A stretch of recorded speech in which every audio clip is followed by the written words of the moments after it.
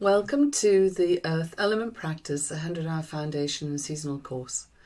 So as usual, these later practices that are near the floor should be preceded with at least 5 sun salutations, making sure your body's nice and warm. So the lovely Jen has done that, and we're starting from the seated pose of butterfly or Baddha Konasana. Feet together, feet a couple of inches away from the groin, sit with your spine nice and tall on a block or blanket if you need that for your hips. Breathe here as you feel the stretch down the inner thigh, and then we're going to take the right foot out and extend, bringing the left foot in towards the top of the thigh in a half Janushirshasana, a wide Janushirshasana. Twist the torso towards that extended right leg and gently move the rib cage down, form the chest. So you're really lengthening forward from this chest, from the sternum. At the same time, you're working on the anchor of that left hip should be reaching down to the mat. The left hip sit bone is reaching down to the mat as you lengthen forwards and breathe into that stretch. If you can't reach your foot, don't worry. Reaching the knee or calf will be absolutely fine. So here we're going to do a little counter pose, a half Lord of the Fishes. So you bring that right leg over the top of that left knee. Work on 3 aspects here in this order. First of all, foundation. Sit bone on the ground, lengthen through the spine, and then finally that left hand wraps around the knee so you can get a firm rotation with the right hand behind, helping you prop up and stay nice and tall. The eyes can also help with the twist. Going back to Baddha Konasana, so we can move on to doing the opposite side. So again, so extending the left leg, keeping the right foot in to the top of the groin, moving the rib cage round and down towards that extended left leg. A nice big inhale again as you move the rib cage down, and special attention on that right sit bone, trying to keep that right sit bone engaged so you get a lovely stretch going all the way from the sit bone all the way down that front leg. Making sure you're inhaling and exhaling. And then again, the leg sweeps around the outside, tucking the other foot if you need to. Work on the foundation first, the length second, so the spine is quite happy to rotate into its full rotation, wrapping the right hand around the knee and using the eyes to look further around and the left hand to support and keep the body as upright as possible. The eyes, looking round with the eyes, really helps getting deeper into this pose. Nice deep breaths into the back of that rib cage really helps to find the deeper end of this pose.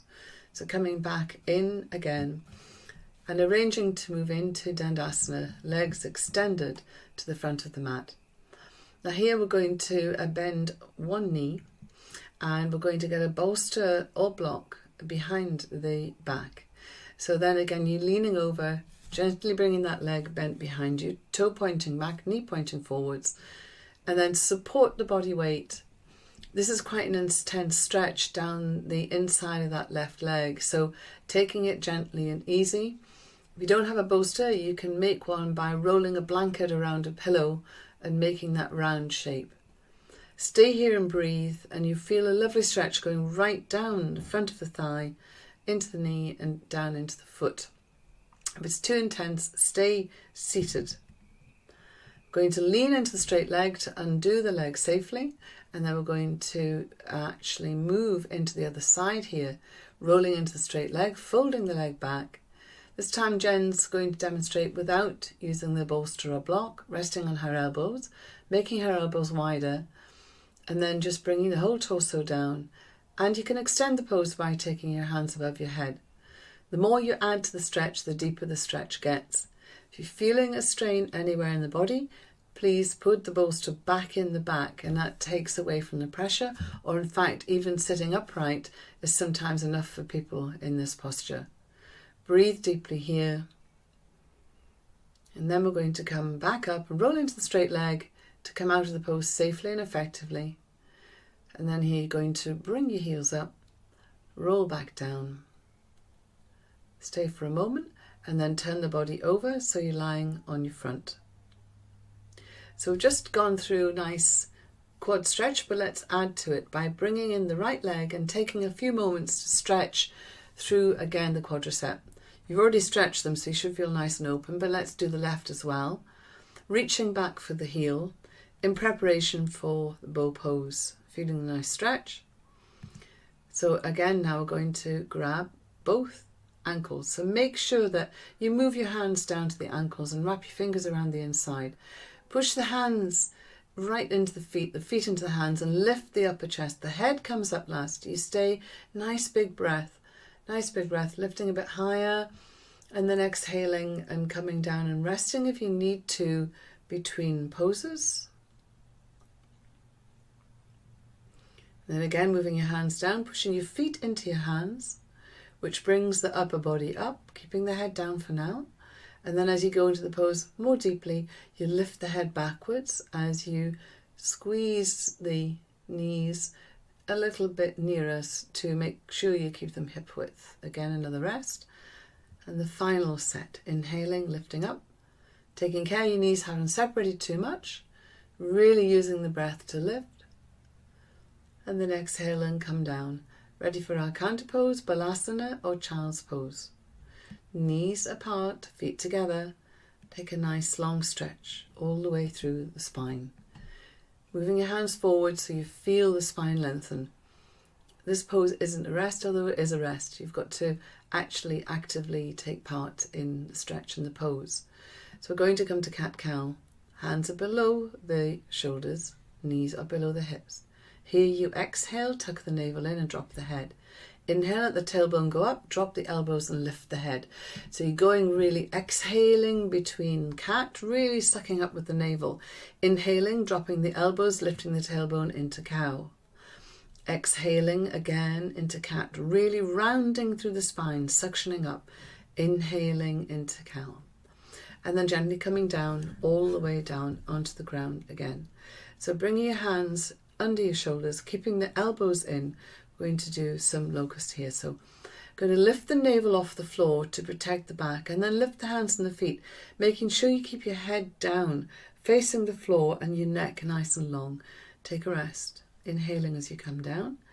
Exhale before you start and lift, keeping the navel into the spine, keeping the neck nice and long, lifting the hands and feet as much as you can. Inhale as you go down.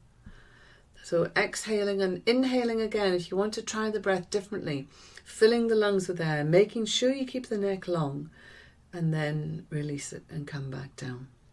Again, a counter pose of Balasana, Child's Pose, actively stretching the fingers forward and the sit bones down. Breathing into the rib cage, and then you're going to just cross your feet and legs and come into the position in preparation for Navasana, which is boat pose. So get the hands behind the knees to start with, and really lengthen through the spine, lift the head, keeping the knees and ankles together, keeping the navel pulled backwards in towards the spine, shoulders down, neck is long. If it's too much for you, bring your hands under your knees. Keeping your knees bent in this pose helps shorten the lever, which makes it easier. But if you feel fit and active enough in the abdominal area, you can actually straighten the legs and have your fingers point either side of the knees as you breathe. Taking a breather for a moment, resting and lengthening through the spine, and then rocking the torso back onto the sit bones and lifting into whichever posture you've chosen or whichever degree of the pose you've chosen is good for you. Slight external rotation of the hips always feels good, so slightly turning your toes out, making sure you breathe, keeping the back long, keeping the abs pulled back and engaged. Again, taking a little rest here. And then one last time, just lifting the legs, knees bent, hands behind, or extending like Jen is doing. Squeezing the shoulders, keeping the torso long, lengthen through the head and neck. Breathing here. Gently coming down, rolling through the toes. Going to go back all the way down, and as a counter pose, we're moving back into the pose you did early, which is Dhanurasana or bow pose. Grabbing hold of the ankles, again, take a nice big inhale, pushing the feet into the hands and lengthening up. Nice deep inhale, and then exhale as you lower the body slowly down to the ground. Again, inhaling, coming up. So a little bit calmer, just finishing off this earth practice, exhaling as you come down. One more if you want to, or if not, just turn into Earth Shavasana, keeping the left hand turned in. Turn your head to the side if it's comfortable. Breathe into the floor for this lovely feeling of finishing the practice in contact with the earth. Thank you very much.